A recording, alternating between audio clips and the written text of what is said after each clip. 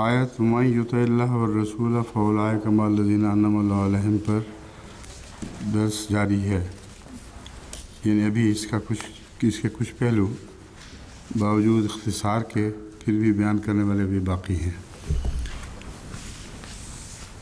لیکن اس کی اب تلاوت کے بعد کچھ امور ایسے رہ گئے تھے پچھلے درسوں میں جن کے متعلق کچھ مزید مواد کا انتظار تھا، تو پہلے میں وہ بیان کروں گا، پھر اس کے بعد اس آیت کے لیے باقی جو وقت ملے گا وہ تشریح ہوگی، اور پھر 15 منٹ سوال و جواب کے۔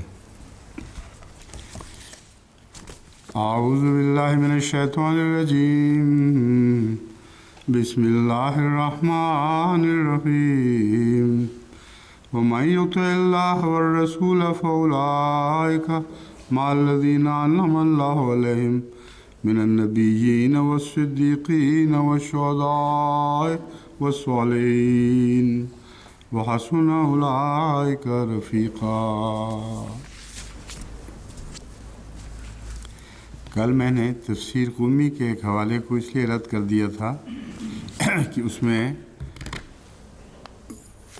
جو جن کی طرف وہ روایت منسوب تھی وہ امام ان معنوں میں نہیں تھے جن معنوں میں ہم حضرت رسول اللہ صلی اللہ علیہ وسلم کی اولاد میں امامت کو تسلیم کرتے ہیں، یعنی تمام ائمہ جو بعد میں شیعوں میں آئے ہیں وہ ائمہ خود صالح اور بزرگ تھے، ان کی صداقت اور صالحیت پر ہرگز کسی کو اعتراض کا حق نہیں۔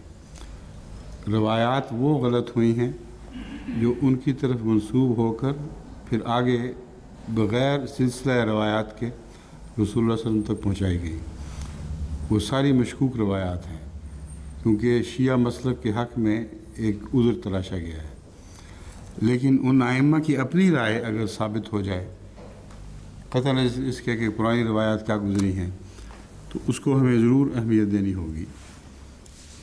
تفسیر قومی کے حوالے میں امام جعفر صادق کا ذکر ملا ہے کہ یہ جتنے بھی حوالے ہیں اس میں حضرت امام جعفر صادق صاحب کی طرف بات منسوب ہوئی ہے، اور اس پہلو سے ان کی رائے ایک خاص اہمیت رکھتی ہے۔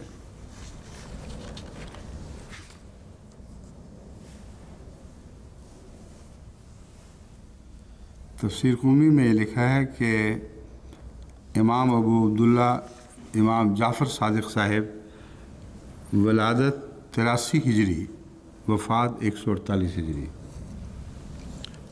انہوں نے یہ بیان فرمایا کہ اللہ تعالیٰ نے آدم سے لے کر آخر تک جتنے بھی نبی بھیجے ہیں وہ ضرور دنیا میں واپس آئیں گے اور امیر المومنین مہدی کی مدد کریں گے۔ یہ نہ صرف یہ کہ بات بہت اہم اور عمدہ ہے بلکہ اس کی بنا قرآن کریم پر ہے۔ وَإِذَا الرُّسُلُ أُقِّتَتْ کے متعلق یہ تفسیر ہے اصل میں، اور حضرت امام جعفر صادق کا زمانہ بھی رسول اللہ صلی اللہ علیہ وسلم کے زمانے کے بہت قریب ہے، اس لیے ان کی اپنی رائے کو جو تفسیر سے متعلق ہو یا اپنی تفسیر کو جو قرآن کریم کی آیات پر مبنی ہو اس کو ہم کسی صورت میں بھی ثانوی حیثیت نہیں دے سکتے۔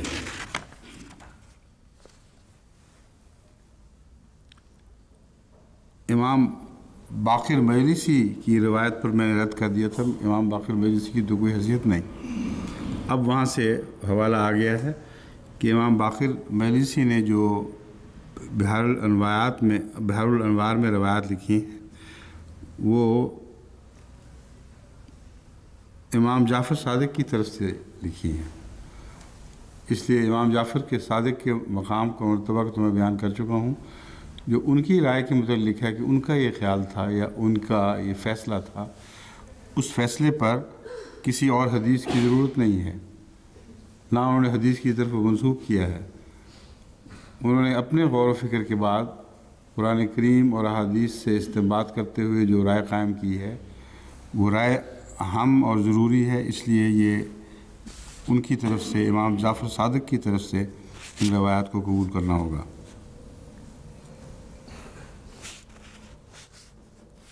اب روایت ان کی جو محمد باقر مجلسی نے جو حضرت امام جعفر کی روایت بیان کی ہے وہ اگلے صفحے پر ہے، یہ میں پڑھ کے سنا رہا ہوں آپ کو۔ اور یہ مروی ہے ایک ایسے شخص سے جس نے حضرت امام جعفر صادق کا زمانہ بھی پایا اور اس کے بعد آنے والے امام کا زمانہ بھی پایا۔ ابو عبداللہ نام ہے ان کا غالباً، کہاں ہے نام؟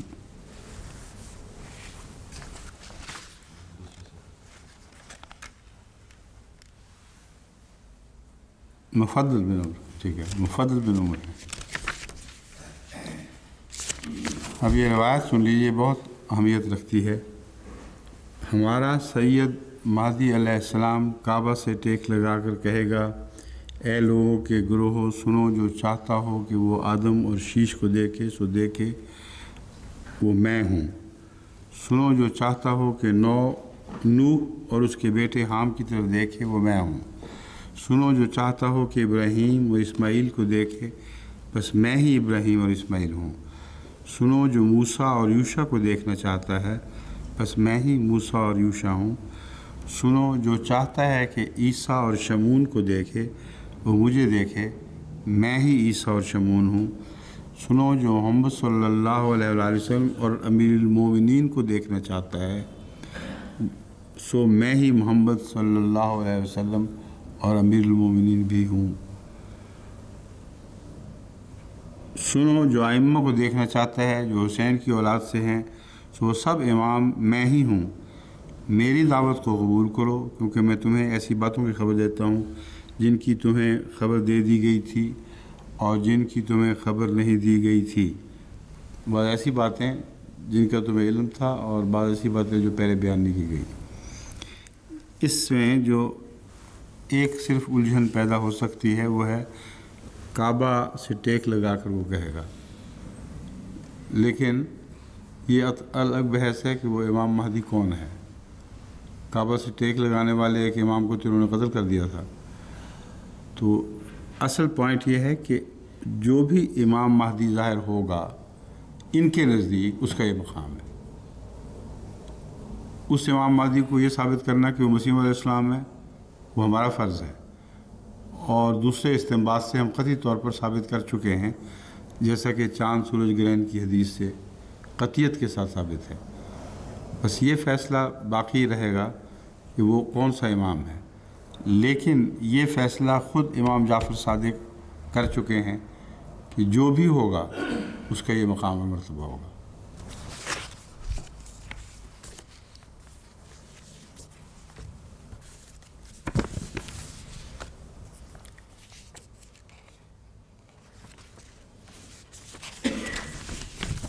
شہید کی جو گزشتہ آیات میں گزشتہ درسوں میں یہ بحث گزری تھی کہ رسول اللہ صلی اللہ علیہ وآلہ وسلم کے فرمان کے مطابق شہید کون ہوتا ہے، اس میں ایک من مات فی الطاعون المتون یہ بھی ذکر تھا۔ اس کی ایک تشریح میں نے پہلے درس میں کر دی تھی کہ اگر یہ عام ہے تو طاعون میں مرنے والا دراصل شہادت دیتا ہے اس بات کی کہ خدا کا فرمان سچا تھا، اور اپنی موت سے قرآن کریم کی صداقت اور رسول اللہ علیہ وسلم کی صداقت کی شہادت دے دیتا ہے۔ اس ضمن میں حضرت مسیح موعود علیہ السلام کے اقتباس سامنے نہیں تھے، وہ اب مرکز سے ملے ہیں، اور ان اقتباسات میں جو بحث ایک احمدی کے ذہن میں ابھرنی چاہیے وہ اٹھائی گئی ہے کہ وہ شخص، وہ احمدی جو طاعون میں مر جاتا ہے، مرتا رہا شاذ کے طور پر، اس کا کیا حکم ہے؟ کیا وہ شہید ان معنوں میں ہوگا جن معنوں میں ایک مومن شہید ہوا کرتا ہے؟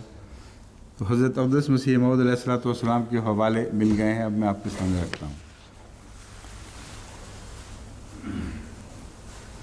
پھر تیسرا مرتبہ شہید کا ہے۔ عام لوگوں نے شہید کے معنی صرف یہی سمجھ رکھے ہیں کہ جو شخص لڑائی میں مارا گیا یا ڈوب گیا یا وبا میں مر گیا، مگر میں کہتا ہوں کہ اس پر اکتفا کرنا اور اسی حد تک اس کو محدود رکھنا مومن کی شان سے بعید ہے۔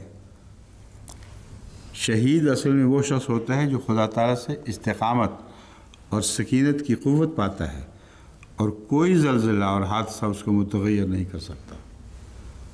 بس شہید کی بحث میں جو حقیقت شہادت ہے اس پر حضرت مسیح علیہ السلام کی یہ اقتباسات ہیں، اور اس کے علاوہ طاعون میں جو مسیح علیہ السلام کے حق میں ظاہر ہوا تھا، اس میں وہ شاذ احمدی جو مرتے تھے ان کے اوپر اس حدیث کی روشنی میں کیا روشنی پڑتی ہے۔ تیسرے وہ لوگ شہید، تیسرے کہاں سے؟ اچھا، پہلا تو عام لوگوں کا معنی تھا، دوسرا مسیح علیہ السلام کا اپنا معنی۔ تیسرے وہ لوگ ہیں جو شہید کہلاتے ہیں، وہ گویا خدا تعالیٰ کا مشاہدہ کرتے ہیں۔ شہید وہی نہیں ہوتا جو قتل ہو جائے، کسی لڑائی یا وبائی امراض میں مارا جائے، بلکہ یہ میں پڑھ چکا ہوں، بلکہ ایسا قوی الایمان انسان ہوتا ہے جو خدا تعالیٰ کی راہ میں جان دینے سے بھی دریغ نہ ہو۔ اب تیسرا ہے، جو لوگ طاعون سے مرنا شہادت بتاتے ہیں ان کو معلوم نہیں کہ طاعونی موت تو عذاب الہی ہے۔ یہ ایک ایسی بحث کی طرف اشارہ ہے جس کا عام احمدیوں کو علم نہیں، اس لیے یہ بتانا ضروری ہے۔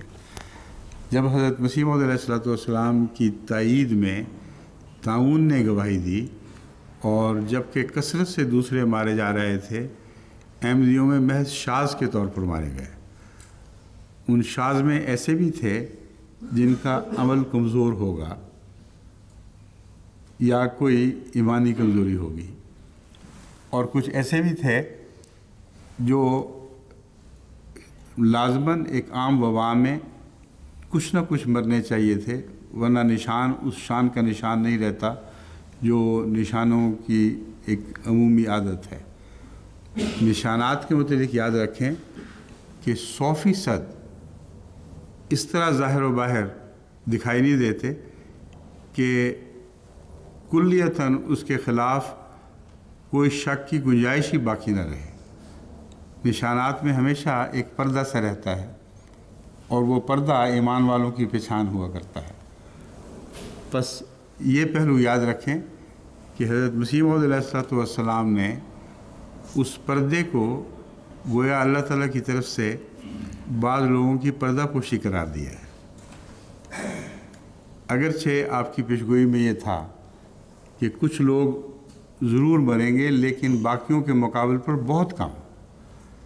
جو عذاب ہے اس میں کثرت سے لوگ مر رہے ہوں گے، اور جو خدا کے پردے کے نیچے مریں گے احمدی، وہ شاذ کے طور پر ہوں گے۔ ان کی ایمانی کمزوری بھی ممکن ہے اس کی وجہ، لیکن ان میں ایسے لوگ بھی ہو سکتے ہیں جو حادثاتی طور پر بہت زیادہ قریب رہنے کے نتیجے میں یا بعض اندرونی بیماریوں کی وجہ سے طاعون کی طرف مائل ہو چکے ہوں، اور وہ بھی طاعون میں مارے جائیں۔ بس ضروری نہیں کہ ان کو یہ قرار دیا جائے کہ وہ واقعتاً ذہنی ایمانی طور پر یا عملی طور پر بدکار تھے۔ اس لیے ان میں بعض وہ بھی ہو سکتے ہیں، لیکن بعض ایسے بھی ہو سکتے ہیں جن کا ایمانی قصور کوئی نہ ہو۔ تو حضرت مسیح موعود علیہ السلام نے یہ لطیف نقطہ بیان فرمایا ہے کہ رسول اللہ صلی اللہ علیہ وآلہ وسلم کی حدیث کو اگر ان پر چسپاں کیا جائے تو یہ بات بنے گی کہ اللہ تعالیٰ نے ایک اخفاء کا پردہ بعض کمزوروں پر بھی ڈال دیا، اور ان کو شہید کہہ کر ان میں واقعتاً شہید یا اس پردے کے نیچے شہید ہونے والے اکٹھے مذکور ہو گئے۔ یہ بحث ہے جو دراصل پس منظر ہے حضرت مسیح علیہ السلام کی تحریر کا۔ اب میں آپ کی تحریر پڑھتا ہوں تاکہ آپ کو خوب اچھی طرح سمجھ آ جائے۔ جو لوگ طاعون سے مرنا شہادت بتاتے ہیں، یہ غیر احمدی تھے۔ وہ کہتے تھے تم تو طاعون کو عذاب الہی کہہ رہے ہو، اور یہ تو رسول اللہ صلی اللہ علیہ وسلم شہادت بیان کر رہے ہیں۔ اس کا جواب دیتے ہیں، جو لوگ طاعون سے مرنا شہادت بتاتے ہیں ان کو معلوم نہیں کہ طاعونی موت تو عذاب الہی ہے، لیکن جو حدیث میں آتا ہے اگر مومن ہو کر طاعون میں مر جاوے تو شہادت ہے، وہ حدیث عمومی نہیں ہے۔ اگر شہادت کے معنوں میں لینی ہے تو پھر جو مومن ہو کر تعاون میں مر جائے وہ شہادت ہے۔ تو یہ اللہ تعالیٰ نے گویا ہر مومن کی پردہ پوشی کی ہے۔ جو میں نے واقعہ پہلے بیان کیا ہے یہ ہے پردہ پوشی۔ کثرت سے اگر مرنے لگیں تو شہادت نہ رہے گی، پھر تو عذاب ہو جائے گا۔ شہادت کا حکم شاذ کے اندر ہے، کثرت کافروں پر ہوتی ہے۔ پس حضرت مسیح موعود علیہ السلام کے زمانے میں جو انکار کرنے والے اور انکار میں آگے بڑھنے والوں کو بعض دفعہ اس طرح صفا کر دیا گیا کہ بستیاں ان سے خالی ہو گئیں۔ یہ عذاب الہی تھا۔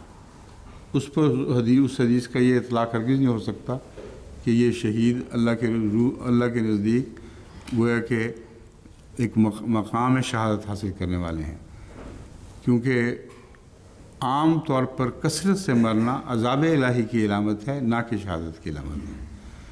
شہادت کا اطلاق شاذ پر ہوگا، اور وہ شاذ وہ احمدی تھے جو طاعون کے دنوں میں مر گئے، اور حضرت مسیح موعود علیہ السلام نے اس کا نہایت ہی لطیف معنی کیا اس حدیث کا کہ اللہ نے ان کی پردہ پوشی فرما دی ہے۔ ہمیشہ کا اپنا اعلان یہ تھا کہ جن کا ایمان کمزور ہو وہ بھی میرے گھر میں نہیں ہے، لیکن بعض بغیر ایمان کی کمزوری کے بھی مرنے تھے، ان کے ساتھ ان کو ملا دیا اور یہ ان کی پردہ پوشی ہو گئی۔ واضح ہو گیا مضمون پورا؟ ٹھیک ہے۔ اب اس آیت کریمہ کے تعلق میں بعض احادیث میں پھر اب آپ کے سامنے رکھتا ہوں۔ ایک حدیث وہ ہے جو بات کی بحث میں پہلے آنی چاہیے تھی، اور میں ہمیشہ اس کو بیان کیا کرتا ہوں، لیکن کاغذات میں یہ نظر سے اوجھل ہو گئی تھی۔ میں اس سے اب شروع کرتا ہوں۔ خبردار رہو کہ عیسیٰ ابن مریم اور میرے درمیان کوئی نبی یا رسول نہیں ہوگا۔ خوب سن لو کہ وہ میرے بعد امت میں میرا خلیفہ ہوگا۔ وہ ضرور دجال کو قتل کرے گا، صلیب کو پاش پاش کر دے گا اور جزیہ ختم کر دے گا، یعنی جزیے کا مضمون اور ضرورت نہیں رہے گی، یعنی جنگ کی صورت میں جو ہوا کرتا ہے۔ اس وقت میں جنگوں کا خاتمہ ہو جائے گا۔ یاد رکھو جسے بھی ان سے ملاقات کا شرف ہو وہ انہیں میرا سلام ضرور پہنچائے۔ یہ حدیث ہے جو طبرانی الاوسط والصغیر سے لی گئی ہے۔ اس کی روایت پر جو بھی پہلے علماء گزرے ہیں انہوں نے یہ بحث نہیں اٹھائی کہ حدیث کمزور ہے، لیکن اس سے استنباط کیے گئے ہیں۔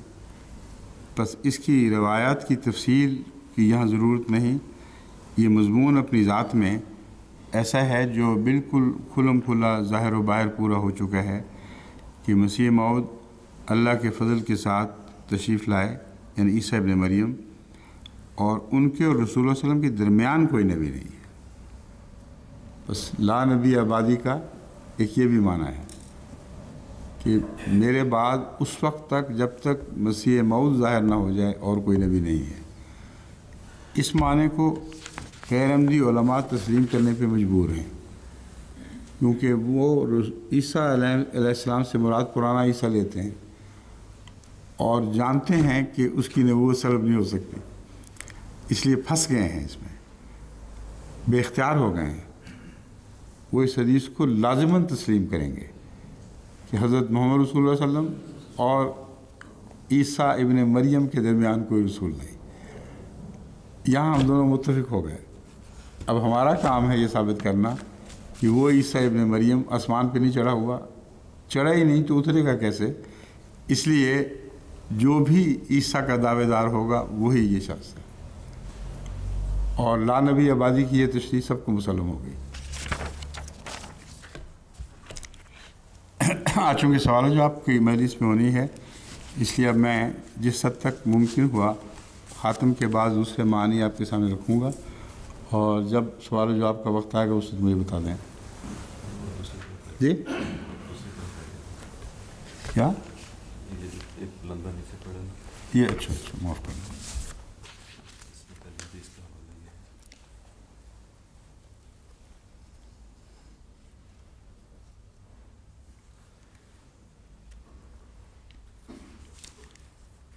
یہ حدیث ابھی آنی ہے اس میں. ایک اہم حدیث جو خاتم النبیین آیت کی تشریح میں پیش کی جاتی ہے ہماری طرف سے، اس کے حوالے کا انتظار تھا، وہ آ گیا ہے. یہ حدیث سنن ابن ماجہ کتاب الجنائز باب ما جاء فی الصلاۃ علی ابن رسول اللہ صلی اللہ علیہ وسلم، یہ اس سنن ابن ماجہ میں درج ہے. اس لیے یہ حدیث اپنی ذات میں قوی اور مضبوط حدیث ہے، اور اس حدیث کو پرانے علماء نے رد نہیں کیا، بلکہ اس کو قبول کرتے ہوئے یہ بحث اٹھائی ہے کہ خاتم النبیین کے ہوتے ہوئے رسول اللہ صلی اللہ علیہ وسلم کا بیٹا نبی کیسے ہو گیا. سمجھ گئے مطلب؟ اب آپ کا ارشاد، آیت خاتم النبیین 5 ہجری میں نازل ہوئی تھی. اس کے نزول کے تقریباً 4 سال بعد 9 ہجری میں حضرت صلی اللہ علیہ وآلہ وسلم کے صاحبزادے حضرت ابراہیم کی 9 عمری میں وفات ہو گئی. باوجود اس کے کہ حضرت صلی اللہ علیہ وسلم آیت خاتم النبیین کا مفہوم ہر دوسرے انسان سے بہتر سمجھتے تھے، آپ نے اپنے 9 عمر بچے کی وفات پر فرمایا، لو عاش ابراہیم لکانا صدیقا نبیہ، اگر ابراہیم زندہ رہتا تو ضرور سچا نبی بن جاتا.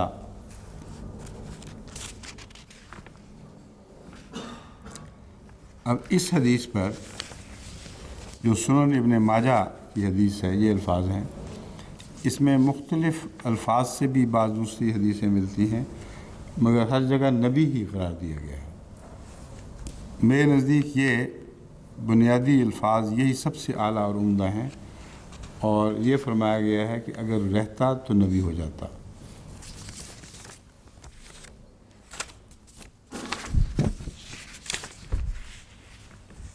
اس حدیث پر بحث کرتے ہوئے جو مولانا علی قاری کا حوالہ ہم دیا کرتے ہیں وہ یہ حوالہ ہے، کیونکہ بعض لوگوں نے، بعض بے وقوفوں نے یہ خیال کیا تھا کہ یہ رسول اللہ صلی اللہ علیہ وسلم نے اس لیے فرمایا تھا کہ اللہ تعالیٰ نے اس لیے مارا ہے ابراہیم کو کہ کہیں نبی نہ بن جائے. گویا کہ نبی کا بننا اپنے اختیار میں ہوا کرتا ہے، اور رسول اللہ صلی اللہ علیہ وسلم نے فرمایا اس لیے مر گیا یہ کہ کہیں بڑا ہو کے نبی نہ مر جاتا. یہ نہایت ہی جاہلانہ استدلال ہے. اس کے متعلق حضرت مولانا علی قاری فرماتے ہیں، میں کہتا ہوں کہ اس کے ساتھ یہ موضوعات کبیر صفحہ 58 یہ پتہ حوالہ نیچے ہے، موضوعات کبیر صفحہ 58 59 مطبع مجتبائی 1315 ہجری میں اجتماع ہوئی ہے. میں کہتا ہوں کہ اس کے ساتھ حضرت صلی اللہ علیہ وسلم کا فرمانا کہ اگر میرا بیٹا ابراہیم زندہ رہتا تو نبی ہو جاتا، اور اسی طرح حضرت عمر کے متعلق بھی کہتے ہیں، یہ روایت آتی ہے کہ اگر عمر نبی ہو جاتا تو حضرت کے متبعین میں سے ہوتے. بس یہ قول خاتم النبیین کے مخالف نہیں ہے، کیونکہ خاتم النبیین کا مطلب یہ ہے کہ حضرت صلی اللہ علیہ وسلم کے بعد کوئی ایسا نبی نہیں آ سکتا جو حضرت صلی اللہ علیہ وسلم کی شریعت کو منسوخ کرے اور آپ کی امت میں سے نہ ہو. یہاں عیسیٰ کا معاملہ تو صاف ہو گیا، وہ تو آپ کی امت میں سے نہیں ہے. 2 شرطیں بیان کی ہیں. حضرت صلی اللہ علیہ وسلم کے بعد کوئی ایسا نبی نہیں آ سکتا جو حضرت صلی اللہ علیہ وسلم کی شریعت کو منسوخ کرے اور آپ کی امت سے نہ ہو. تو آپ یہ کہتے ہیں کہ اس کی موت حائل نہیں ہوئی. اس کی موت کا یہ مطلب نہیں ہے کہ نہ مرتا تو خود بخود نبی ہو جاتا. یہ مراد ہے کہ اگر یہ نہ مرتا، خدا کی تقدیر اس کو نہ مارتی، تو اس کا نبی ہونا خاتم النبیین کے منافی نہ ہوتا. یہ مراد ہے. اس لیے منافی نہ ہوتا کہ خاتم النبیین کے تابع اس کی امت میں سے ایسے شخص کا نبی بننا جو اس کی شریعت پر ہو اور اس کی امت کا تربیت یافتہ اس کا غلام ہو، یہ بات عادت خاتم النبیین کے منافی نہیں ہے۔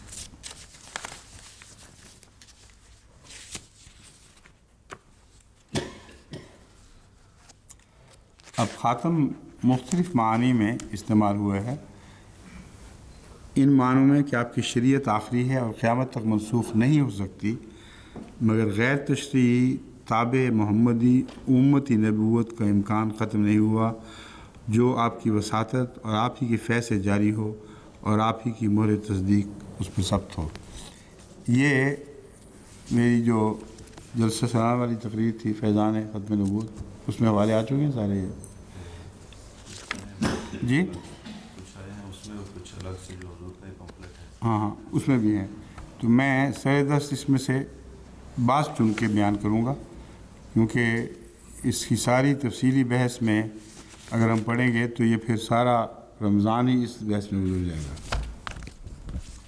ایک اہم حوالہ حضرت سید ولی اللہ شاہ محدث دہلوی کا ہے، جو ہندوستان میں غیر معمولی اثر رکھتے ہیں، اور ان کی ولایت اور ان کے علم کے اوپر کوئی ملا زبان نہیں کھول سکتا۔ تفہیمات الہیہ، اب تو کتاب کا نام بھی تفہیمات الہیہ ہے، ایسی تفہیمات جو اللہ کے اذن سے اور اللہ کے خاص فضل سے آپ کو نصیب ہوئیں۔ فرماتے ہیں آن حضرت صلی اللہ علیہ وآلہ وسلم پر نبی ختم ہو گئے، آن حضرت صلی اللہ علیہ وآلہ وسلم پر نبی ختم ہو گئے، یعنی آپ کے بعد کوئی ایسا شخص نہیں ہو سکتا جس کو خدا تعالیٰ شریعت دے کر لوگوں کی طرف معمور کرے۔ یہ معنی ہے۔ تفہیمات الہیہ جز 2 صفحہ 58، مطبع حیدری، مطبوعہ 1387 ہجری 1967 عیسوی، مطبوعہ اکادمیہ الشاہ ولی اللہ الدہلوی حیدرآباد۔ تو یہ آج کل کے زمانے میں شائع ہونے والی وہ کتاب ہے جس کا حوالہ بڑی قطعیت کے ساتھ بتا رہا ہے کہ شرعی نبوت ختم ہوئی ہے، نہ کہ غیر شرعی۔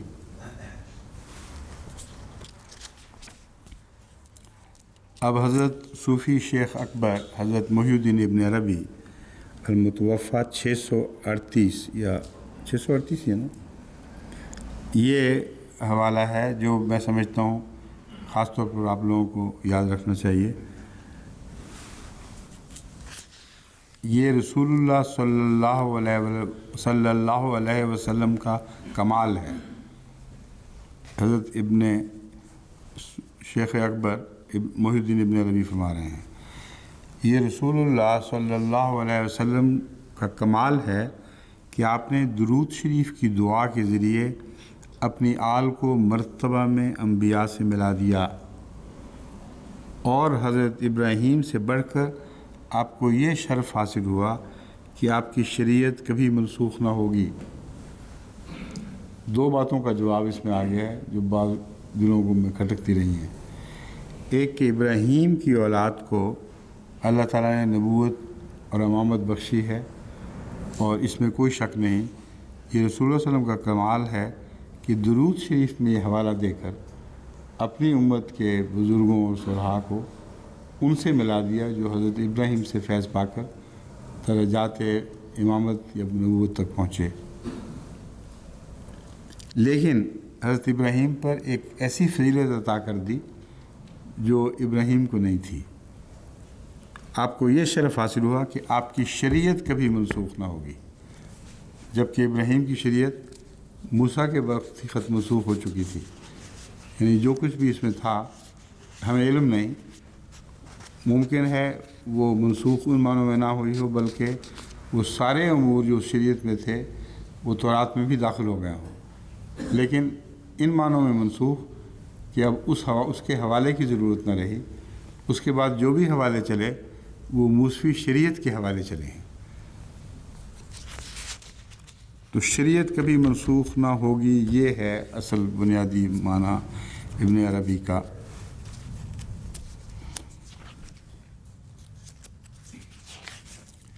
مولانا روم، مولانا جلال الدین رومی۔ اب حضرت شاہ ولی اللہ محدث دہلوی کا ایک اور اقتباس میں آپ کے سامنے رکھتا ہوں۔ الخیر الکثیر میں آپ نے فرمایا ہے، حضرت صلی اللہ علیہ وسلم کے بعد کوئی ایسا نبی نہیں ہو سکتا جو مستقل طور پر بلا واسطہ حضرت صلی اللہ علیہ وسلم کے فیض پانے والا ہو۔ کوئی ایسا نبی نہیں ہو سکتا جو مستقل طور پر بلا واسطہ علیہ وسلم کے۔ یہ دو امور ہیں جن کی حضرت مسیح علیہ السلام نے بار بار وضاحت فرمائی ہے کہ مجھے مستقل نبی ان معنوں میں نہ کہو کہ گویا میں از خود نبی بن گیا ہوں، یعنی میں اپنے روحانی صلاحیتوں کی وجہ سے خدا تعالیٰ نے براہ راست مجھے چنا ہے، یہ مراد ہے جو مستقل کا انکار ہے۔ اور یہ بات پیغامیوں سے بحث میں بھی بہت کام آنے والی ہے۔ وہ حضرت مسیح موعود علیہ السلام کی نبوت کا انکار ان حوالوں سے کرتے ہیں جہاں مستقل نبوت کا انکار ہے۔ یہ مستقل نبوت ہے جس کا معنی شاہ ولی اللہ دہلوی نے کیا، اور میں نے ہی یہی معنی حضرت مسیح موعود علیہ السلام نے فرمایا ہے۔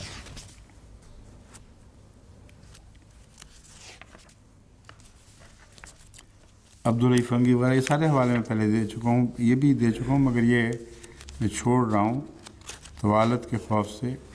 لیکن بعض اہم حوالے جو اس زمانے میں احمدیوں کو ازبر ہونے چاہیے، وہ ان میں سے ایک یہ مولانا محمد قاسم صاحب کا حوالہ بھی ہے، جو دیوبند کے بانی مبانی ہیں، اور دیوبندی ان کے خلاف زبان کھولنے کی جرات نہیں کر سکتے، مگر ان کے حوالوں کو نظر انداز کر کے مسیح موعود علیہ السلام پر زبان درازی کرتے ہیں۔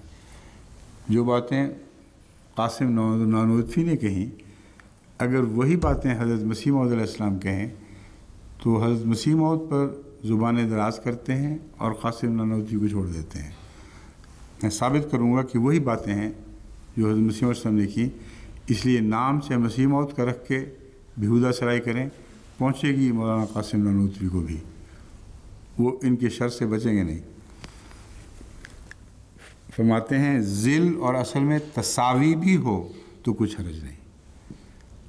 حضرت مسیح موعود علیہ السلام نے ذلی نبی ہونے کا دعویٰ کیا، اور کہتے ہیں دیکھو ذل تو ویسے ہی ہوتا ہے، یہ برابری ہو گئی، اور اس پر بڑی بیہودہ سرائی کرتے ہیں کہ مسیح موعود علیہ السلام نے رسول اللہ علیہ وسلم کے برابر ہونے کا دعویٰ کر دیا۔ کہتے ہیں ذل تو بالکل وہی ہوتا ہے، شیشے میں دیکھو بین ہی وہی چیز نظر آتی ہے۔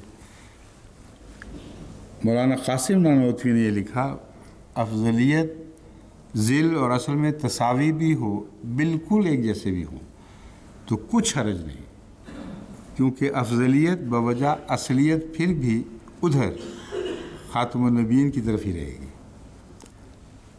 یعنی محمد رسول اللہ کا عکس بنانا، جتنا صاف و شفاف دل کا شیشہ ہوگا اتنا ہی صاف و شفاف رسول اللہ صلی اللہ علیہ وسلم دکھائی دیں گے۔ تو ذل جتنا مساوی ہوگا، مرتبہ تو اس کا ہی ہوگا جس کا ذل ہے، نہ کہ ذل کا مرتبہ۔ تو کیسا عمدہ نقطہ ہے، جو یہی مسیح موعود علیہ السلام بیان فرماتے ہیں تو ان لوگوں کو آگ لگ جاتی ہے۔ حضرت مسیح موعود علیہ السلام کا حوالہ سن لیجیے، میں اس کے رسول پر دلی صدق سے ایمان لایا ہوں اور جانتا ہوں کہ تمام نبوتیں اس پر ختم ہیں اور اس کی شریعت خاتم الشرائع ہے، مگر ایک قسم کی نبوت ختم نہیں، یعنی وہ نبوت جو اس کی کامل پیروی سے ملتی ہے، جو اس کے چراغ سے نور لیتی ہے، وہ ختم نہیں، کیونکہ وہ محمدی نبوت ہے، یعنی اس کا ذل ہے۔ یہ دعویٰ ہے۔ اب گالیاں دے کے دیکھیں مسیح موعود کو، ساری قاسم نانوتوی صاحب کو پہنچے گی، یعنی اس کا ذل ہے اور اسی کے ذریعے سے ہے اور اسی کا مظہر ہے اور اسی سے فیض یاب ہے۔ چشمہ معرفت صفحہ 324 روحانی خزائن جلد 23 اور صفحہ 340۔ پھر حضرت مسیح موعود علیہ السلام فرماتے ہیں، یہ شرف مجھے محض حضرت صلی اللہ علیہ وسلم کی پیروی سے حاصل ہوا ہے۔ اگر میں حضرت صلی اللہ علیہ وسلم کی امت نہ ہوتا، اس سے پہلے امتی کے حوالے گزر چکے ہیں، یہ امتی ہو کر اگر کوئی نبوت کا دعوے دار ہے تو یہ اسلام کے خلاف نہیں، بشرطی کہ نئی شریعت کا دعوے دار نہ ہو۔ یہ دو شرطیں بتمام و کمال حضرت مسیح موعود علیہ السلام میں ملتی ہیں۔ فرماتے ہیں اگر میں حضرت صلی اللہ علیہ وآلہ وسلم کی امت نہ ہوتا اور آپ کی پیروی نہ کرتا تو اگر دنیا کے تمام پہاڑوں کے برابر میرے اعمال ہوتے تو پھر بھی میں کبھی یہ شرف مکالمہ مخاطبہ نہ پاتا، کیونکہ اب بجوز محمدی نبوت کے سب نبوتیں بند ہیں۔ شریعت والا نبی کوئی نہیں آ سکتا، رسول اللہ علیہ وسلم کی شریعت، اور بغیر شریعت نبی ہو سکتا ہے مگر وہی جو پہلے امتی ہو۔ بس اسی بنا پر میں امتی بھی ہوں اور نبی بھی ہوں۔ تجلیت الہیہ، یہ روحانی خزائن، جلد 20 صفحہ 411 سے لیا گیا۔ اب آپ دیکھ لیں، جو اس سے پہلے میں علماء کے بزرگوں کے حوالے پڑھ چکا ہوں، پرانے بزرگوں سے لے کر اب تک بین یہی بات وہ کہتے ہیں اور وہ کافر نہیں ہوتے۔ اور جب وہی بات حضرت مسیح علیہ السلام فرماتے ہیں تو ان علماء کے وہ کیا میں کہوں گا، رمضان کا مہینے چھوڑ دیتے ہیں، ان علماء کے نزدیک مسیح علیہ السلام یہ کچھ وہ کچھ ہو جاتے ہیں۔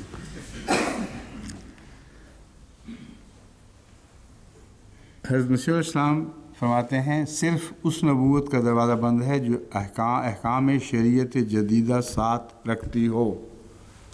پہلے سب بزرگوں نے یہی بات کہی، یہ ایسا دعویٰ ہو جو حضرت صلی اللہ علیہ وآلہ وسلم کی اتباع سے الگ ہو کر دعویٰ کیا جائے۔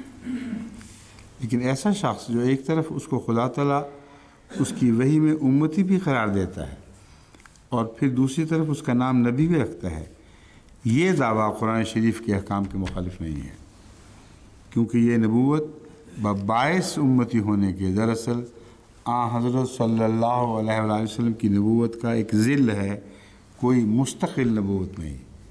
اب جہاں بھی مستقل نبوت کا انکار ہے، ان معنوں میں انکار ہے، اور بہت سے غیر مباح اچھالتے پھرتے ہیں لفظ مستقل کو۔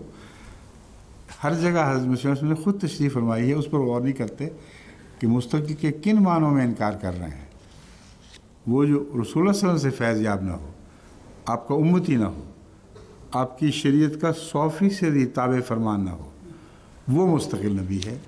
اور ایسے نبی کے طور پر آپ کہتے ہیں میں ہرگز مستقل نبی نہیں ہوں۔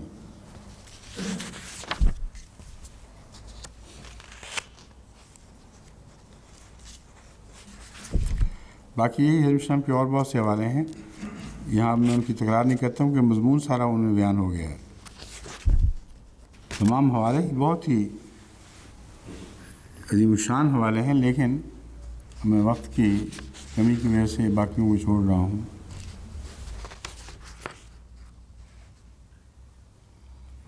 شعروں میں آپ نے یہ مضمون آخر میں کہہ دیتا ہوں، شعر تو جلدی یاد ہو جاتے ہیں لوگوں کو، یہ باتیں یا مشکل سے یاد ہوتی ہیں۔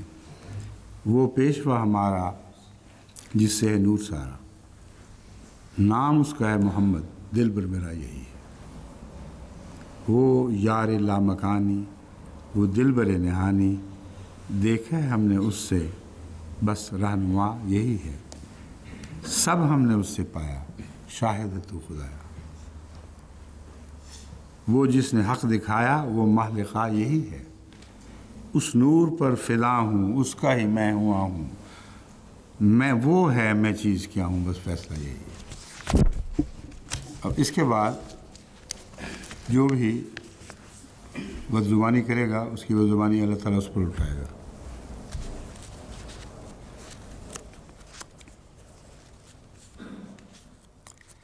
اب زمانی طور پر جو لوگ رسول اللہ صلی اللہ علیہ وسلم کی خاتمیت پر زور دیتے ہیں، ان کے متعلق بعض اہم حوالے میں آپ کے سامنے رکھ رہا ہوں۔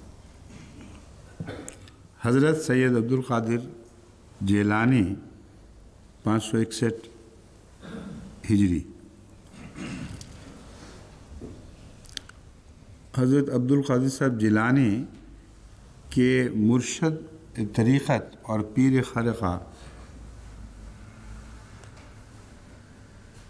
حضرت ابو سعید مبارک ابن علی مخزومی وفات 513 کا یہ حوالہ ہے۔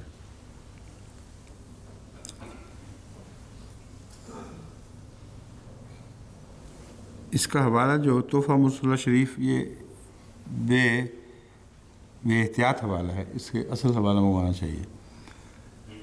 کائنات میں آخری مرتبہ انسان کا ہے، جب وہ عروج پاتا ہے تو اس میں تمام مراتب مذکورہ اپنی تمام وسعتوں کے ساتھ ظاہر ہو جاتے ہیں۔ یہ دیکھیں عارفانہ کلام خود بول رہا ہے، کتنا واضح کلام ہے۔ آخری مرتبہ انسان کا ہے، جب وہ عروج پاتا ہے تو اس میں تمام مراتب مذکورہ اپنی تمام وسعتوں کے ساتھ ظاہر ہو جاتے ہیں، اور اس کو انسان کامل کہا جاتا ہے۔ اور عروج کمالات اور سب مراتب کا پھیلاؤ کامل طور پر ہمارے نبی صلی اللہ علیہ وسلم میں ہے، اسی لیے حضرت صلی اللہ علیہ وسلم کو خاتم النبیین قرار دیا گیا ہے۔ یعنی رسول اللہ صلی اللہ علیہ وسلم کا عروج دو پہلو سے، ایک یہ کہ انسانیت آپ پر آ کر کامل ہوئی ہے، اور اس کامل انسان نے روحانیت میں جو مدارج طے کیے وہ کسی اور کو نصیب نہیں ہوئے۔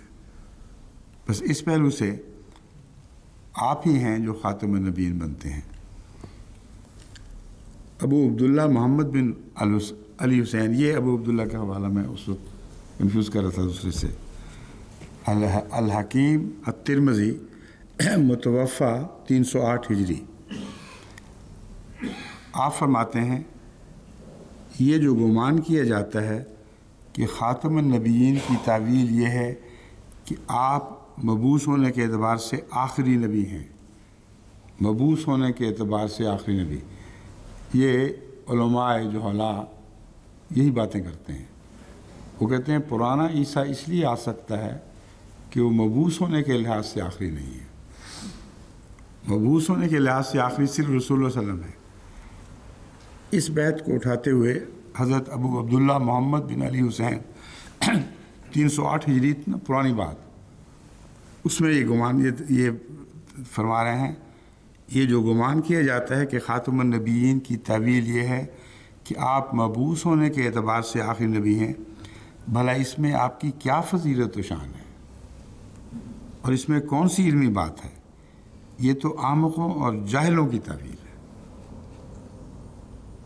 اتنے پرانے بزرگ کس طرح علماء کے سامنے بالکل شیروں کی طرح گرج رہے ہیں کہ تم جاہلوں اور بیوقوفوں کی یہ تعویل کر رکھی ہے کہ بعثت کے لحاظ سے آخری۔ کوئی اس میں شان کیا ہے؟ کہتے ہیں اس میں بعثت کے لحاظ سے آخری ہونے میں ہرگز کوئی شان نہیں ہے، کوئی علمی بات ہے، یہ صرف یہ کیا کہ اس کو رد کر دیا گیا ہے۔ اور آخر پر وقت ختم ہو رہا ہے، 6 سوالات کا شروع ہونے والا ہے، ابھی نہیں؟ اچھا ابھی ٹھیک ہے، ہو جائے گا پورا۔ مولانا محمد قاسم صاحب نانوتوی کی بات پہلے گزری تھی، اب یہ جو عوام جہلا کون لوگ ہیں جن کا یہ خیال ہے، جو صحیح علماء ہیں اونچے درجے کے، ان کو اس زمانے سے لے کر آج تک یہی خیال رہا ہے، یعنی اب تو جھگڑے نے اور صورت اختیار کر لی، مولانا قاسم نانوتوی صاحب کے زمانے تک ان بزرگ علماء کا وہی خیال رہا ہے جو پہلے گزر چکا ہے۔ فرماتے ہیں عوام کے خیال میں، وہ اس نے کہا تھا جہلا کا خیال ہے، عوام کے خیال میں تو رسول اللہ کا خاتم ہونا بئی معنی ہے کہ آپ کا زمانہ انبیاء سابق کے زمانے کے بعد، اور آپ سب میں آخری نبی ہیں، یعنی نبوت حاصل کرنے کے اعتبار سے آپ کا زمانہ سب سے بعد اور آپ آخری نبی ہیں۔ مگر اہل فہم پر روشن ہوگا کہ تقدم یا تاخر زمانی میں بذات کچھ فضیلت نہیں، پھر مقام مدح میں ولاکی رسول اللہ و خاتم النبیین فرمانا اس صورت میں کیوں کر صحیح ہو سکتا ہے؟ کہ قرآن کریم پر یہ ایک تبصرہ ہے، علماء غور کر لیں، آیت خاتم النبیین پر تبصرہ ہے کہ ان معنوں میں یہ کیسے ہو سکتا ہے، نعوذ باللہ من ذالک کی آیت غلط ہو جائے گی اگر تم یہ معنی کرو گے تو۔ پھر مقام مدح میں ولاکی رسول اللہ و خاتم النبیین فرمانا اس صورت میں کیونکہ صحیح ہو سکتا ہے، ہاں اگر اس وصف کو اور صاف مدح سے نہ کھائیے، یعنی رسول اللہ علیہ وسلم کی نعوذ باللہ مذمت قرار دو کہ یہ آیت آپ کی مذمت میں نازل ہوئی ہے، تو پھر جو چاہو بولتے پھرو۔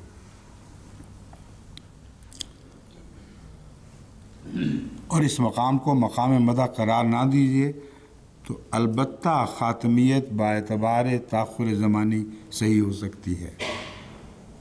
اب بتائیں علماء، وہ اس آیت کے وہ معنی لیں گے جو رسول اللہ علیہ وسلم کی مذمت کے معنی ہوں گے، یا وہ معنی لیں گے جو مدح کے معنی ہیں؟ اور جو مدح کے معنی ہیں ان میں ان کے امام اور ہمارے حضرت محمد مصطفیٰ مسیح علیہ السلام کی تشریحات بین ہی وہی ہے۔ اس لیے میں نے کہا تھا یہ ہو ہی نہیں سکتا کہ مسیح صاحب والی نے اور اپنے امام کے خلاف زبان نہ دراز کرے۔ اور اب سنیے، یہ ہمیں غیر مسلم کہتے ہیں اس معنی کے لحاظ سے۔ جو خاتم النبیین کا معنی حضرت مسیح موعود علیہ السلام نے ہم پر روشن فرمایا، کہتے ہیں اس معنی کی وجہ سے تم غیر مسلم ہو گئے۔ ان کے امام کہتے ہیں مگر میں جانتا ہوں کہ اہل اسلام میں سے کسی کو یہ بات گوارا نہیں ہوگی، بس ان سب کو غیر مسلم قرار دے رہے۔ اگر اہل اسلام میں ہوتے تو یہ معنی نہ کرتے جو مذمت کا معنی ہے، اور واقعتاً ٹھیک ہے، اہل اسلام میں سے ہوتے رسول اللہ صلی اللہ علیہ وسلم کے متعلق مذمت کا معنی یہ تو تصور میں بھی نہیں آ سکتا۔ بس یہ جو قوانین ہیں آج کل کے بنے ہوئے، جو رسول اللہ علیہ وسلم کی حد تک کے خیال سے یا الزام کے نتیجے میں گردن زدنی قرار دیے جا رہے ہیں، محمد قاسم صاحب نانوتوی کے فتویٰ کے مطابق یہ سب سے زیادہ ان مولانوں پر اور ان لوگوں پر چسپاں ہوتی ہے بات۔ اس لیے پہلے اپنے آپ کو پھانسیاں دو، کیونکہ آپ کے امام کا فیصلہ کہ تم اہل اسلام نہیں رہے، اور تم نے رسول اللہ علیہ وسلم کی گستاخی کی ہے، اس لیے اہل اسلام نہیں رہے۔ اس لیے حتیٰ کہ رسول کا مقدمہ ان لوگوں پر چلنا چاہیے اور ان کو سر عام پھانسی دینی چاہیے، مگر پاکستان میں رہ کون جائے گا؟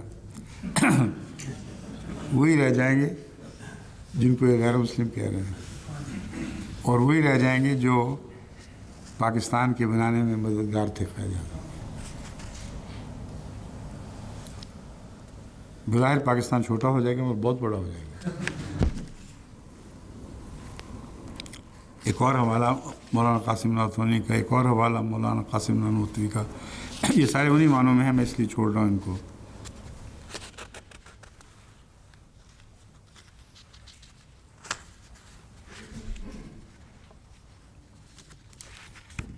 آخر پر حضرت مسیح علیہ السلام کا چشمہ مسیح روحانی خزائن جلد 20 صفحہ 389 کا ایک حوالہ پیش کرتا ہوں۔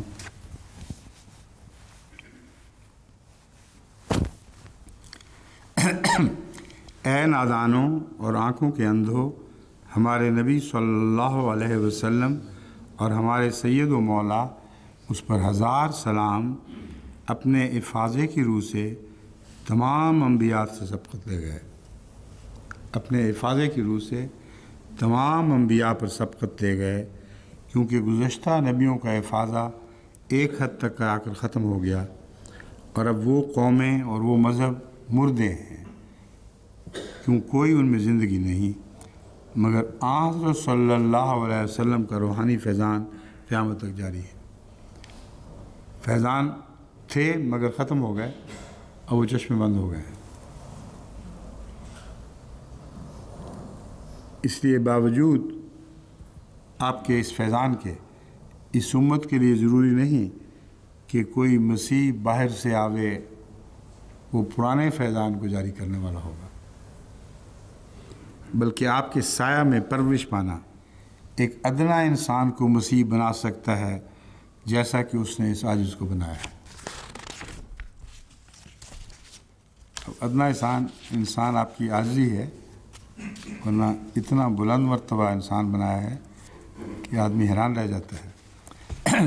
درس میں میں نے حضرت مسیح السلام خطبات میں حضرت مسیح السلام کے بعض اقتباس پڑھے تھے، وہ پڑھتے ہوئے میرا دل لرز رہا تھا کہ بعض احمدی عام وہ سمجھیں گے تو ہم تمہارے گئے. روزے سے ایسی محبت، ایسا عشق، جان جا رہی ہے مگر روزہ نہیں چھوڑا جاتا. رمضان کے آنے کا ایسا انتظار، رمضان کے جانے کا ایسا غم. بکثرت اپنے دلوں کو ٹٹول کے دیکھو تو اس کے مطابق آپ پورے نہیں اتریں گے. میں بھی اس کے مطابق ہرگز پورا نہیں اترتا. تو یہ اس وجہ سے خوف زدہ نہ ہو، کیونکہ حضرت مسیح علیہ السلام کا مقام بہت بالا ہے.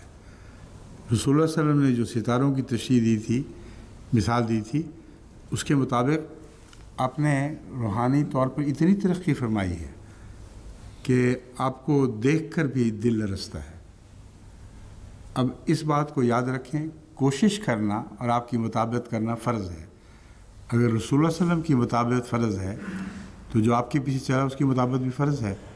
لیکن یہ خیال کر لینا کہ مجھے ابھی یہ مرتبہ حاصل نہیں ہوا، ابھی میرا مقام وہ نہیں پہنچا، روز برہ میں اپنی کمزوریاں دیکھتا ہوں، اس سے ڈرنے کی ضرورت نہیں. اس سے احتیاط کی طرف توجہ ہونی چاہیے، کوشش کو مزید جاری کرنے کی طرف توجہ ہونی چاہیے.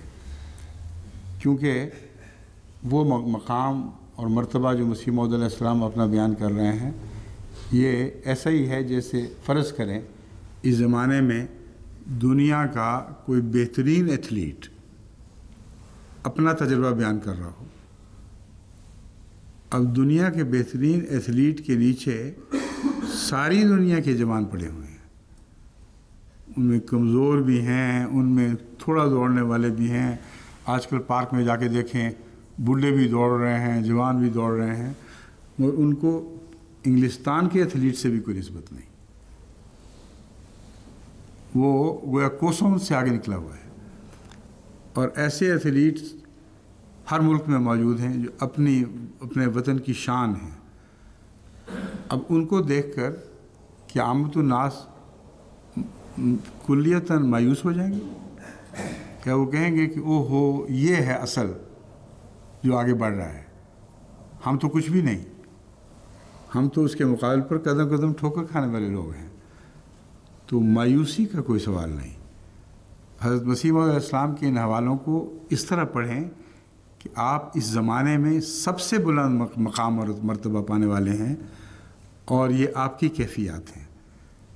اس لیے بتائی جا رہی ہیں کہ فرض ہے امام کا کہ اپنی ان کیفیات کو بتائے تاکہ وہ نمونے کے طور پر سامنے سیٹ ہو جائیں. اسی لیے قرآن کریم میں محمد رسول اللہ صلی اللہ علیہ وسلم کے وہ مقامات بنائے جن کے عام آدمی جو ہوش و حواس میں ہو تصور بھی نہیں کر سکتا کہ میں ان باتوں کو پا سکتا ہوں. بس ان خطبات سے مجھے بعض دفعہ خیال آتا رہا کہ لوگ گھبرا نہ جائیں، کیونکہ آج کل یہ درس شاید خطبات سے بھی زیادہ لوگ سن رہے ہوں. اس لیے میں ان کو بتاتا ہوں کہ گھبرائیں نہیں. حضرت مسیح علیہ السلام کے خاص مرتبہ کو پیش نظر رکھیں اور کوشش کریں پیروی کی جس حد تک ممکن ہے. مگر برسوں لگیں گے اس پیروی کے بعد اس احساس میں کہ ہم نے واقعتاً کچھ پا بھی لیا ہے، اور پھر بھی ابھی آپ صالحین ہی میں شمار ہو رہے ہوں گے، یا ابھی صالحین میں شمار ہونے میں کچھ عرصہ باقی ہوگا. سمجھ گئے ہیں بات کو؟ اس لیے ڈرنا نہیں مگر پیروی نہیں چھوڑنی. حضرت صلی اللہ علیہ وآلہ وسلم بطور زینت کے جملہ انبیاء میں آپ نے ایک مقام زینت حاصل کیا ہے، اور خاتم کا یہ معنی بھی پرانے بزرگوں نے کر رکھا ہے. اور اس کو جب مسیح علیہ السلام پیش کرتے ہیں تو پھر وہی بیہودہ لفظ سرائی. حضرت امام محمد بن عبد الباقی زرقانی متوفی ہے نا، یہ متوفا ہے، متوفا. میں پہلے متوفی پڑھتا رہا ہوں کبھی کبھی، کل ایک دفعہ پڑھا تھا. متوفی سے میں سمجھا مرنے والا، لیکن متوفا جس کو مارا گیا. تو ابھی پڑھتے ہوئے یہ خیال ہے متوفا ہونا چاہیے تھا. میں ایک دو دفعہ کہہ چکا ہوں، آپ لوگوں نے ٹوکا نہیں مجھے. امام محمد بن عبد الباقی زرقانی متوفا 1122 1710، اور ابن عساکر دونوں کا قول ہے. خاتم النبیین کے معنی یہ ہیں کہ حضرت صلی اللہ علیہ وآلہ وسلم اپنی ظاہری اور روحانی بناوٹ اور اخلاق میں سب سے زیادہ حسین ہیں، کیونکہ آپ نبیوں کا حسن و جمال ہے۔ یعنی نبی حسن پکڑتا ہے تو آپ کی پیروی سے پکڑتا ہے۔ وہ صفات جو آپ میں بدرجہ موجود ہیں، جہاں تھوڑی تھوڑی نبیوں کے چہروں پر دکھائی دیتی ہیں، وہ خوبصورت دکھائی دیتے ہیں۔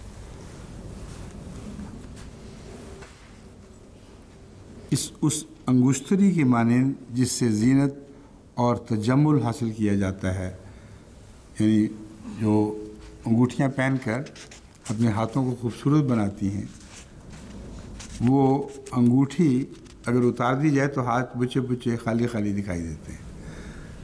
تو انبیاء نے گویا محمد رسول اللہ کی انگوٹھیاں پہنی ہوئی ہیں اور ان سے ان کے ہاتھ زینت پا رہے ہیں۔ چلو یہ لکھنے پہ اب یہ سلسلہ ایک دن سوال بھی چلے گی، دن چلتے جائیں، جو ختم ہوگا تو پھر اگلی باتیں شروع ہوں گی۔ بعض باتوں کا میں نے وعدہ کیا تھا، وہ حوالے آ بھی گئے ہیں وہاں سے، لیکن وہ اس درس کے اختتام پر اگلی آیات کے درس سے پہلے درمیان میں ہم وہ باتیں بیان کر دیں گے، یہ اٹھا لیں گے۔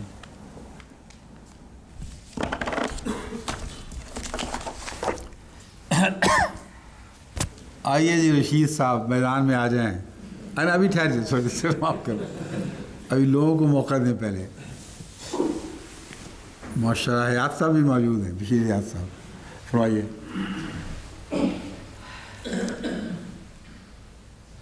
پچھلے سال تو میں نے بند رکھے تھے ان کے سوالات، آج دیکھتے ہیں کہ شاید کوئی اصلاح ہو گئی ہو۔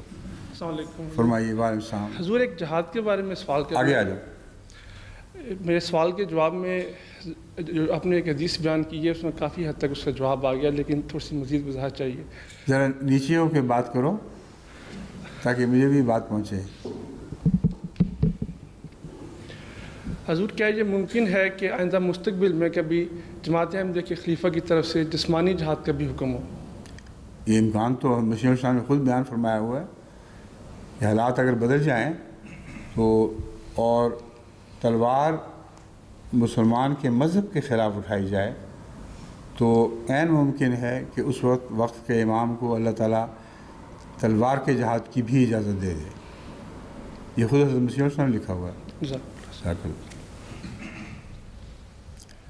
اب کون ہے اور؟ ہاں فرمائیے آپ کے۔ ہاں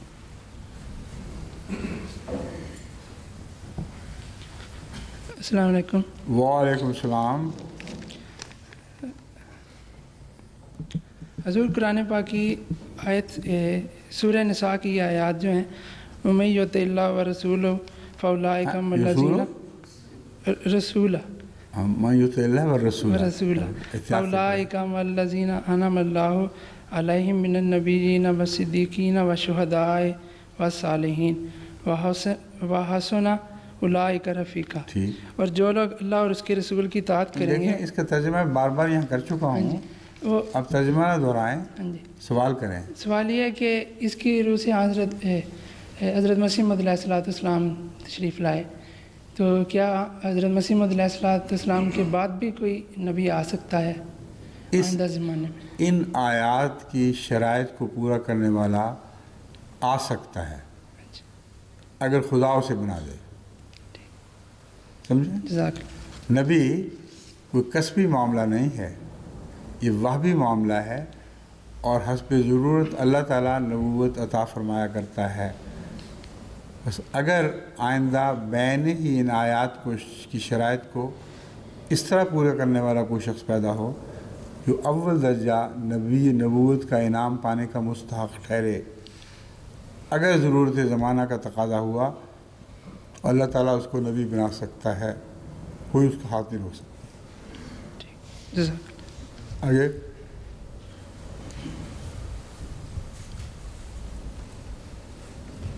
یہ جو شرطیں ہیں نا اگر کی، یہ بہت اہم ہیں، کیونکہ سلسلے کے لٹریچر میں بعض جگہ یہ بھی کسی کو ملے گا کہ صرف حضرت مسیح موعود علیہ السلام کو بنایا گیا ہے اور نہیں، اور ان معنوں میں غیر احمدی اعتراض کرتے ہیں کہ گویا آپ ہی خاتم بنے۔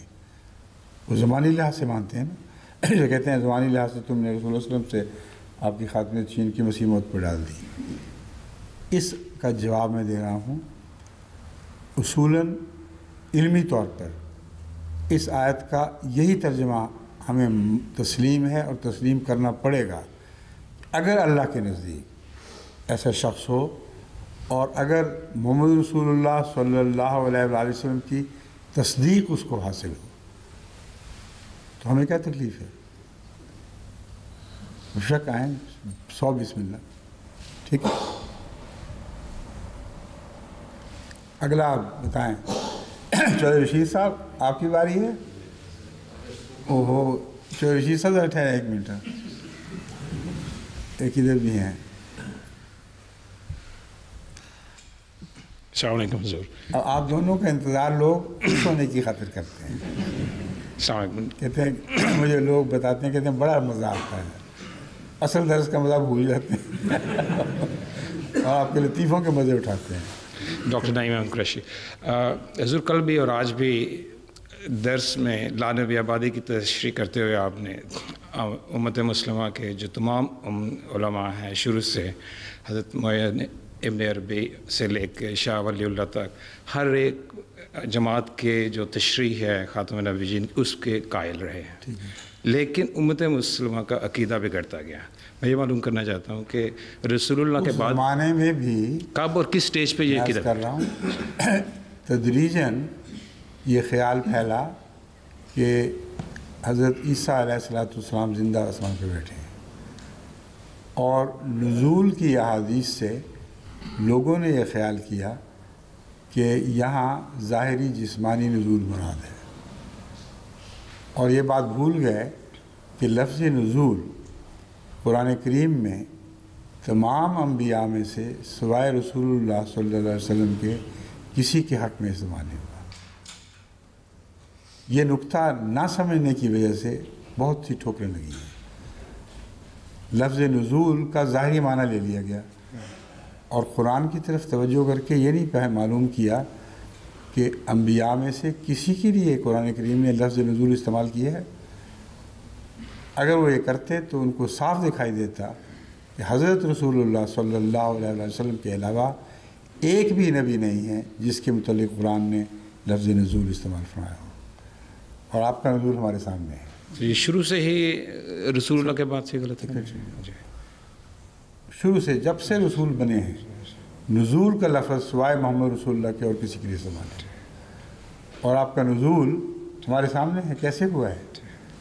بس نزول روحانی مراتب میں سب سے آگے بڑھنے والے کے لیے استعمال ہوتا ہے، جو اپنے زمانے میں سب سے زیادہ فائدہ مند چیز ہو۔ اس کی بکثرت مثالیں میں دے چکا ہوں۔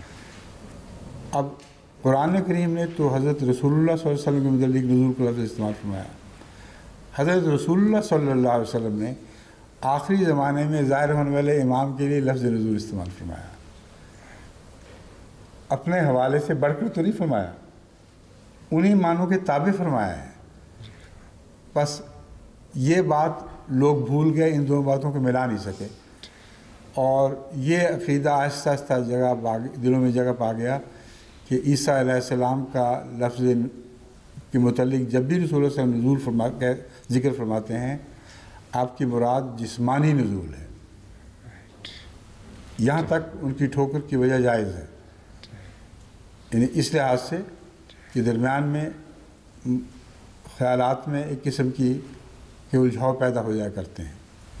لیکن ایک چیز جو ان کو کرنی چاہیے تھی وہ یہ تھی کہ قرآن کریم پر پہلے غور کر کے اور احادیث پر غور کر کے اس مضمون کی آیات اور احادیث کو نکالتے جن میں رسول اللہ صلی اللہ علیہ وسلم نے یہ فرمایا ہوتا کہ عیسیٰ علیہ السلام فوت نہیں ہوئے، قرآن کریم نے کہا ہوتا کہ وہ مرے نہیں ہیں، اس لیے میں جب نزول کہوں گا تو جسمانی نزول مراد ہے۔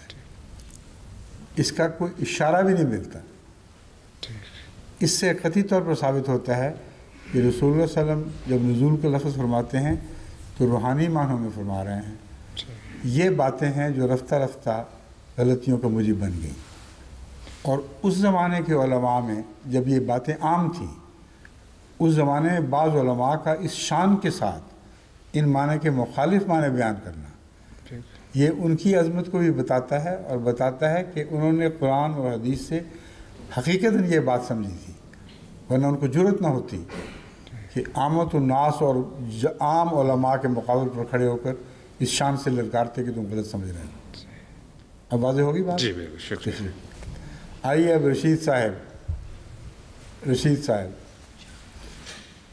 حیات صاحب بچائے شاید اگلی اتوار پہ بات جا پڑے۔ حضور السلام علیکم۔ وعلیکم السلام۔ حضور سوال یہ ہے کہ اگر انسان توبہ نصوح کرنے کے بعد گناہ کر بیٹھے تو کیا پھر توبہ قبول کی ہو سکتی ہے یا نہیں؟ توبہ نصوح کیا ہوتی ہے؟ پکی توبہ۔ تو اس کے بعد گناہ کیسے کر بیٹھے گا؟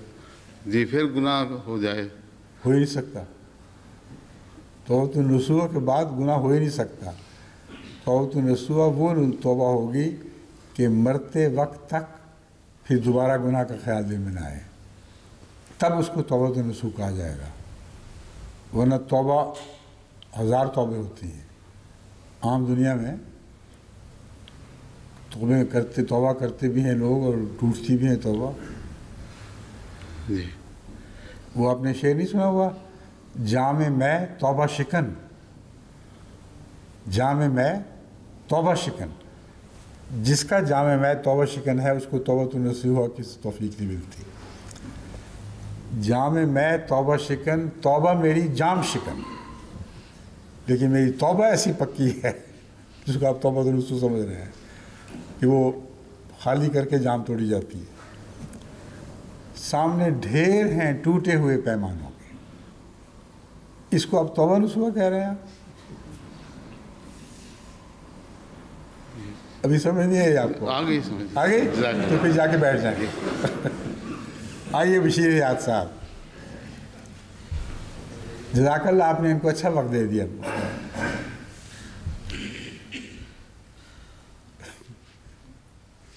پڑھنا ہے سوال ابھی۔ السلام علیکم حضور۔ وعلیکم السلام ورحمۃ اللہ۔ آج کے درس میں یہ حدیث کہ اگر ابراہیم زندہ رہتا تو ضرور نبی ہوتا، غیر احمدی اصحاب کہتے ہیں کہ چونکہ نبوت بند ہو گئی ہے اس لیے ابراہیم کو زندہ نہیں رکھا گیا۔ اس کا جواب تو میں دے چکا ہوں، اس کا جواب دے چکا ہوں۔ دوبارہ دے جو اللہ کا خیال ہے کیا؟ اگر آپ کو میرے جواب کی خبر نہ پہنچی ہو تو آپ دوبارہ درس کو سنیں، اس حصے کو، آپ کو اس سوال کا جواب مل جائے گا۔ لیکن جلدی سے ایک اور سوال کر لیں، ابھی وقت ہے۔ اس سوال کا جواب میں دے چکا ہوں۔ اچھا بس ٹھیک ہے پھر۔ اگلا سوال۔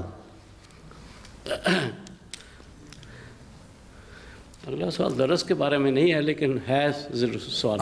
آپ کو حق ہے جو مرضی کہیں۔